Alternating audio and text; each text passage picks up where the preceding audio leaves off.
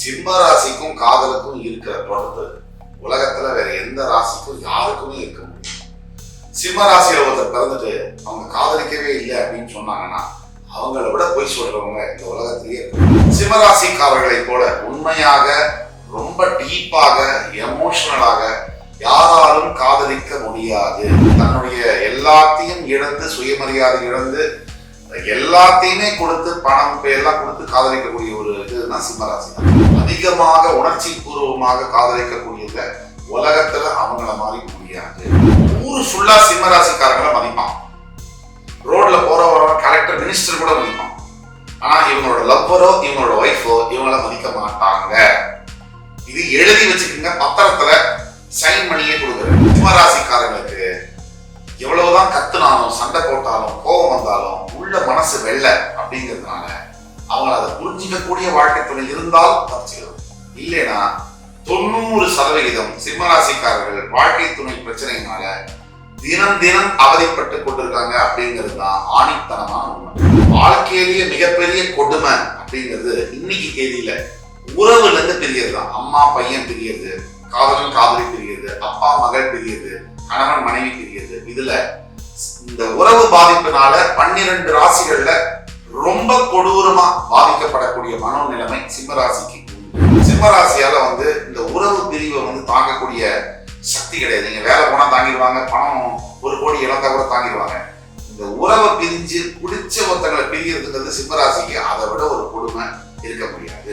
இருக்கிறதுலே வாழ்க்கையில இந்த உலகத்துல அதிகமா அவங்க பார்க்கறது சுயமரியாதை தான். அந்த சுயமரியாதையை காதலுக்காக நசிக்கிடுவாங்க சிம்மராசி நண்பர்கள். திருமண பந்தத்துக்காக நசிக்கிடுவாங்க. அதை நினைச்சு வேதனையும் படுவாங்க. சிம்மராசியுடைய வாழ்க்கை துணை என்னன்னா ரொம்ப ஈஸி இவங்களை ஹேண்டில் பண்றது. அன்பா பேசினா அடிமை ஆயிடுவாங்க, அதட்டி பேசினா ரொம்ப கஷ்டம், அவங்கள ஹேண்டில் பண்ண முடியாது. தன்னுடைய மேரேஜ் லைஃப்ல ரொம்ப எமோஷனலான டைம் அப்படிலாம் வருது அப்படின்னா அது ரொம்ப ரொம்ப கேஷுவலா தெனாவட்டா ரொம்ப கலாய்க்கிற மாதிரிலாம் பண்ணுவாங்க. எப்ப அந்த உறவு தன்னை விட்டு போகுதோ அப்பதான் எங்களுக்கு சூடு பிடிக்கும்.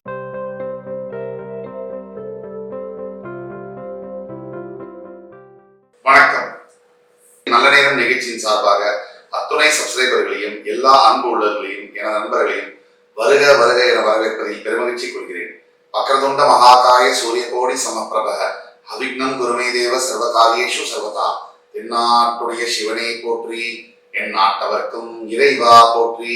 அன்பர்களே நண்பர்களே, இந்த புத்தம் புதிய காணொலியில் உங்கள் அத்துணை பேரையும் வரவேற்பதில் மிக்க மகிழ்ச்சி கொள்கிறேன். இன்னைக்கு நம்ம காதல் தலைப்பு வரிசையில நம்ம பேச போகுது சிம்ம ராசி. சிம்ம ராசிக்கும் காதலுக்கும் இருக்கிற தொடர்பு உலகத்துல வேற எந்த ராசிக்கும் யாருக்குமே இருக்க முடியும். சிம்ம ராசியில ஒருத்தர் பிறந்துட்டு அவங்க காதலிக்கவே இல்லை அப்படின்னு சொன்னாங்கன்னா அவங்கள விட போய் சொல்றவங்க இந்த உலகத்திலேயே இருக்க முடியும். ஆக சிம்ம ராசிக்கும் காதலுக்கும் உண்டான தொடர்பை அவங்களும் மறுக்க மாட்டாங்க, யாராலையும் மறைக்கவும் முடியாது.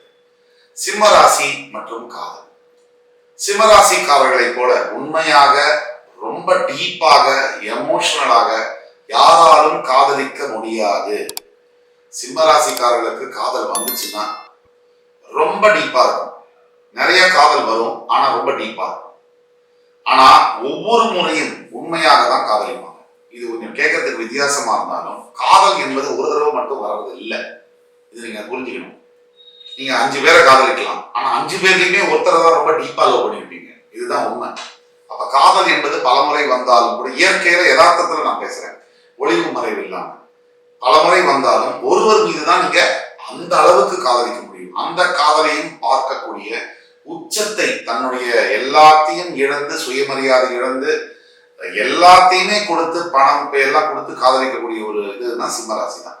அப்ப அந்த சிம்மராசிக்கு காதல் வாழ்க்கை பிடிக்கும். திருமணத்தில் இருக்கக்கூடிய சந்தர்ப்பம்லாம் என்ன, அதை பத்தி பல முற்றிலும் மாறுபட்ட கோணங்கள்ல பார்ப்போம். முதல் விஷயம், சிம்மராசியை பத்தி பேசும்போதே தன்னுடைய ஆதிக்க குணத்தை காதல் மீது வைப்பார்களா சிம்மராசிக்காரர்கள் அப்படின்னா கண்டிப்பா தன்னுடைய லவ்வரையோ தன்னுடைய பார்ட்னரையோ டாமினேட் பண்ண பார்ப்பாங்க. இது எப்படி வெளிப்படும் அப்படின்னா அவங்களோட பேச்சு, நடை, உடை, பாவனை, சுபாவங்கள் வெளிப்படும்.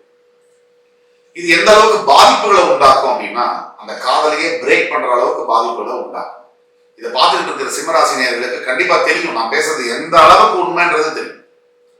எப்படின்னா தனக்கு தெரியாது, சிம்மராசி நேயர்களுக்கு தெரியாது இந்த மாதிரி பாதிப்பு அதை உண்டாக்க போகுதுன்றது சரி சத்தியமா தெரியாது. பாதிப்பு வந்ததுக்கு அப்புறம் தான் தெரியும், ஓ நம்ம இந்த தகவல் பண்ணோம் அதனால இந்த பாதிப்பு வந்ததுன்னு அவங்களே அதை சோகப்பட்டு வருத்தப்பட்டு உட்கார்ந்தாங்க. இது சிம்மராசியினுடைய இயல்பு.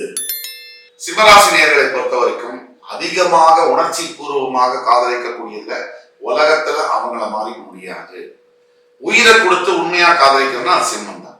எல்லாத்தையுமே சிம்மம் கொஞ்சம் ஸ்ட்ரெயிட் ஆகும். பொய்யாவது சொல்லி 1000 பொய்யாவது சொல்லி அந்த காதலை சக்சஸ் பண்ணணும் அப்படிங்கிறதுல சிம்மத்துக்கு ஈடு இணை இல்லை. இன்னொரு முக்கியமான விஷயம், இதை நான் பேசும்போது நீங்க கை தட்டினா கூட ஆச்சரியப்படுறது இல்லை. சிம்மராசியில பிறந்தவங்களுக்கு லைஃப் பார்ட்னர்ஸ் காதலிக்கிறவங்களோ அல்லது ஒய்ஃபோ எவ்வளவு தூரம் அங்கீகாரம் கொடுப்பாங்க அப்படின்னா, ஊரு ஃபுல்லா சிம்மராசிக்காரங்களை மதிப்பான். ரோட்ல போறவங்க கலெக்டர் மினிஸ்டர் கூட மதிப்பான். ஆனா இவங்களோட லவ்வரோ இவங்களோட ஒய்ஃபோ இவங்கள மதிக்க மாட்டாங்க. இது எழுதி வச்சுக்கோங்க, பத்திரத்துல சைன் பண்ணியே கொடுக்குறேன். இவங்களுடைய லவ்வரோ இவங்களோட ஒய்ஃபோ இவங்கள மதிக்க மாட்டாங்க. அதுக்கு காரணம் என்னன்னா, இவங்க ரொம்ப எமோஷன் ஆகி ஒரு கட்டத்துல அவங்கள்ட்ட கீழே போய் குனிஞ்சு பேசுறது தான். அதனாலேயே அவங்களுக்கு இவங்களை கண்டா ஒரு ஏளனமா கூட இருக்கும். சிம்மம் வெளியில வந்து சிங்கமா இருக்கும், கர்ஜிக்கும். வீட்டுக்குள்ள அது ஒரு எலி மாதிரி தான். அதனாலதான் சிம்மராசிக்காரங்களுக்கு எவ்வளவுதான் கத்துனாலும் சண்டை போட்டாலும் கோபம் வந்தாலும் உள்ள மனசு வெள்ள அப்படிங்கிறதுனால அவங்க அதை புரிஞ்சிக்கக்கூடிய வாழ்க்கை துணை இருந்தால் தப்பிச்சுக்கலாம். இல்லைன்னா 90% சிம்மராசிக்காரர்கள் வாழ்க்கை துணை பிரச்சனையினால தினம் தினம் அவதிப்பட்டு கொண்டிருக்காங்க அப்படிங்கிறது தான் ஆணித்தனமான உண்மை. அதே மாதிரி சிம்மராசிக்காரர்களுக்கு தன்னுடைய லவ்வருடைய அங்கீகாரம், அதாவது அவங்க லவ்வர் அவங்க ரெஸ்பெக்ட் பண்ணாலோ ஒய்ஃப் ரெஸ்பெக்ட் பண்ணாலோ சொல்லவே முடியாது. நாட்டுக்கு ராஜாவா கூட ஆயிடுவாங்க. அந்த அளவுக்கு கேப்பபிலிட்டி இருக்கக்கூடிய ஆளுங்க. ஆனா அந்த நிம்மதியை அவங்க லவ்வரோ ஒய்ஃபோ கொடுக்க மாட்டாங்க அப்படிங்கிறது தான் உண்மை. சிம்மராசிக்காரர்கள் பொதுவா விவாகரத்தை அணுகும் போது அவர்களுடைய உணர்ச்சியும் மனநிலையும் எப்படி இருக்கும் அதை பத்தி பார்ப்போமா? அதாவது நம்ப மாட்டீங்க, வாழ்க்கையிலேயே மிகப்பெரிய கொடுமை அப்படிங்கிறது இன்னைக்கு தேதியில உறவுல இருந்து பிரியறது தான். அம்மா பையன் பிரியறது, காதலன் காதலி பிரியறது, அப்பா மகள் பிரியறது, கணவன் மனைவி பிரியறது. இதுல இந்த உறவு பாதிப்பினால 12 ராசிகள்ல ரொம்ப கொடூரமா பாதிக்கப்படக்கூடிய மனோநிலைமை சிம்மராசிக்கு உண்டு. தவிப்பாங்க, புழு மாதிரி துடிப்பாங்க. இந்த விவாகரத்தை நினைச்சு அவங்க மனநிலை மிகப்பெரிய அளவுல உணர்ச்சிகரமாக பாதிக்கப்படும். உணர்ச்சியில அளவுல அதிகமா, ஏன் சில பேர் வந்து சைக்காட்ரிஸ்ட போய் டேப்லெட்ஸ் கூட எடுத்துக்கலாம், அந்த அளவுக்கு பாதிப்பு உண்டாக்கும் அப்படிங்கிறதுல கொஞ்சம் கூட சந்தேகம் இல்லை. அவங்களோட மனநிலை எப்படி இருக்கும்னா சுக்குநூறா ஒரு கண்ணாடி மாதிரி இருக்கும். ஒரே வார்த்தையில சொன்னா சிம்மராசியால வந்து இந்த உறவு பிரிவை வந்து தாங்கக்கூடிய சக்தி கிடையாது. நீங்க வேலை போனா தாங்கிடுவாங்க, பணம் 1 கோடி இழந்தா கூட தாங்கிடுவாங்க. இந்த உறவை பிரிஞ்சு பிடிச்ச ஒருத்தங்களை பிரிகிறதுங்கிறது சிம்மராசிக்கு அதை விட ஒரு கொடுமை இருக்க முடியாது அப்படிங்கிறது இதை பார்த்து கொண்டு இருக்கக்கூடிய அனைத்து சிம்மராசிக்கும் தெரியும். கலப்பு மனம் திருமணம் செய்த சிம்மராசிக்காரர்கள் தங்களுடைய என்ன அவங்களுடைய வழிமுறை என்னவோ அதை தான் பின்பற்றுவாங்க. எதிராளியுடைய வழிமுறையை பின்பற்ற மாட்டாங்க. கணவனோ மனைவியோ, இப்ப ஒருத்த கணவர் சிம்மராசினா மனைவியை வந்து இவருடைய வழிமுறையை பின்பற்ற சொல்லி வற்புறுத்துவார். மனைவி சிம்மராசி கணவன் வேற ராசினா மனைவி என்ன பண்ணுவாங்க, என்னுடைய வழிமுறையை தான் நீ பின்பற்றணும்னு சொல்லி அவங்கள ஒரு பண்டிகை காலம் நேரம் விழா எல்லாத்துக்கும் அப்படிதான் பண்ணுவாங்க. இன்னொருத்தருடைய இதை வந்து பார்க்க மாட்டாங்க. திருமண உறவை பொறுத்த வரைக்கும் சிம்மராசி ஆம்பளைங்களா இருக்கட்டும் பெண்களா இருக்கட்டும் தங்களுடைய தலைமை பண்பை வந்து எந்த அளவுக்கு கட்டுப்படுத்தணும் அப்படின்னா, ஆபீஸுக்கு போயிட்டு வெளியில போயிட்டு சிங்கமா இருந்தீங்கன்னா அங்க சாக்ஸ் அவுத்து வச்சுட்டு வீட்டுக்குள்ள வரும்போது புருஷனாவும் அப்பாவாவும் வரணும். நீங்க வீட்டுக்குள்ளேயும் வந்து அதே அதிகாரம் அதே தோரணை அதெல்லாம் பண்ணீங்கன்னா குடும்பம் தான் பிரிஞ்சிடும். முன்கூட்டி நான் சொல்லும் போது இதை நீங்க கேட்டுக்கலாம், பின்னாடி பாதிக்கப்பட்டு கேட்க வாய்ப்பு இல்லை. அதனால சிம்மராசியை பொறுத்த வரைக்கும் சமநிலைப்படுத்தணும்னா வெளியில வேலையை பத்தி எல்லாமே ஆபீஸை பத்தின விஷயங்கள்லாம் வீட்டுக்கு வெளில விட்டுருக்கு. வீட்டுக்குள்ள வந்தீங்கன்னா பொறுப்பான கணவன் அன்பான அப்பா, இதுதான் நம்மளுடைய கடமை. சிம்மராசியை பொறுத்த வரைக்கும் சுயமரியாதையுடைய உச்சகட்டம் சிம்மராசிக்கு தான். சுயமரியாதைன்னா அவங்கள மாதிரி கிடையாது. அந்த சுயமரியாதையவே காதலுக்காக நொறுக்கிடுவாங்க. இது கொஞ்சம் கேட்கறதுக்கு வினோதமா இருக்கும், ஆனா இதுதான் உண்மை. இருக்கிறதுலே வாழ்க்கையில இந்த உலகத்துல அதிகமா அவங்க பார்க்கறது சுயமரியாதை தான். அந்த சுயமரியாதையை காதலுக்காக நசிக்கிடுவாங்க சிம்மராசி நண்பர்கள். திருமண பந்தத்துக்காக நசிக்கிடுவாங்க. அதை நினைச்சு வேதனையும் படுவாங்க. கல்யாணம் அப்படின்னு வரும்போது சிம்மராசிக்காரர்கள் தன்னுடைய வாழ்க்கை துணை வந்து பெரிய ஆளா சின்ன ஆளெல்லாம் பார்க்க மாட்டாங்க. இதுதான் உண்மை. அவங்க யாரா இருந்தாலும் சரி, ஏழை பணக்கார பொண்ணு அழகா இல்ல அழகா இருக்கு அதெல்லாம் கவலைப்பட மாட்டாங்க. அதே மாதிரி அழகா இருக்காரு அழகா இல்லைன்னாலும் கவலைப்பட மாட்டாங்க. என்னன்னா அவங்களுக்கு அன்பு மட்டும் வேண்டும். சிம்மராசியுடைய வாழ்க்கை துணை என்னன்னா ரொம்ப ஈஸி இவங்களை ஹேண்டில் பண்றது. அன்பா பேசினா அடிமை ஆயிடுவாங்க, அதட்டி பேசினா ரொம்ப கஷ்டம், அவங்கள ஹேண்டில் பண்ண முடியாது. இதுல முக்கியமான ஒரு விஷயம், சிம்மராசியை பொறுத்த வரைக்கும் திருமணத்திற்கு பிறகு இல்ல விவாகரத்துக்கு பிறகு மறுபடியும் ஒரு காதலையோ திருமணமும் எத்தனை காலம் எடுக்கும், மறுபடியும் ஒரு காதலை விழுறதுக்கு இல்ல திருமணத்துல ஈடுபடுறதுக்கு உடனே பண்ணுவாங்க. சிம்மராசியை பொறுத்த வரைக்கும் உடனே நடக்கும்.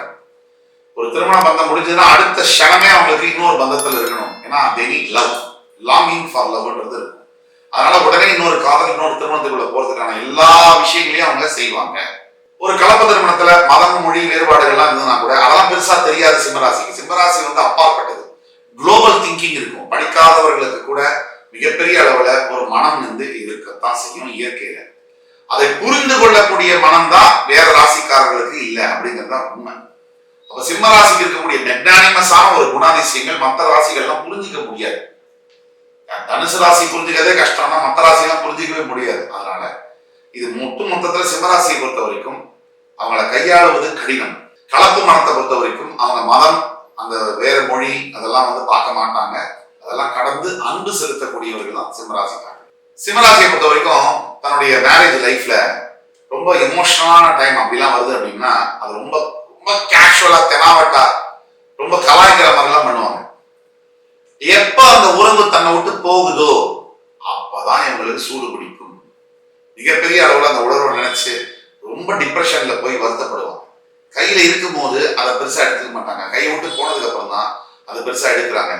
ஆனா ஒண்ணு, இவருடைய அன்பு உண்மை, இவருடைய எண்ணங்கள் உண்மை, அதை வெளிப்படுத்துற முறைதான் தப்பு. இந்த காணொலியில் சிம்மராசி என்பவர்களுக்கான காதல் மற்றும் திருமணம் சம்பந்தப்பட்ட முற்றிலும் மாறுபட்ட கேள்விகளுக்கான பதில்களை பார்த்தோம். வேறு ஒரு தலைப்பில் இன்னொரு நிகழ்ச்சியில் உங்களை சந்திக்கும் வரை உங்களிடம் விடைபெறுவது உங்கள் சுபாஷ் பாலகிருஷ்ணன். நன்றி, வணக்கம், வாழ்க வளமுடன்.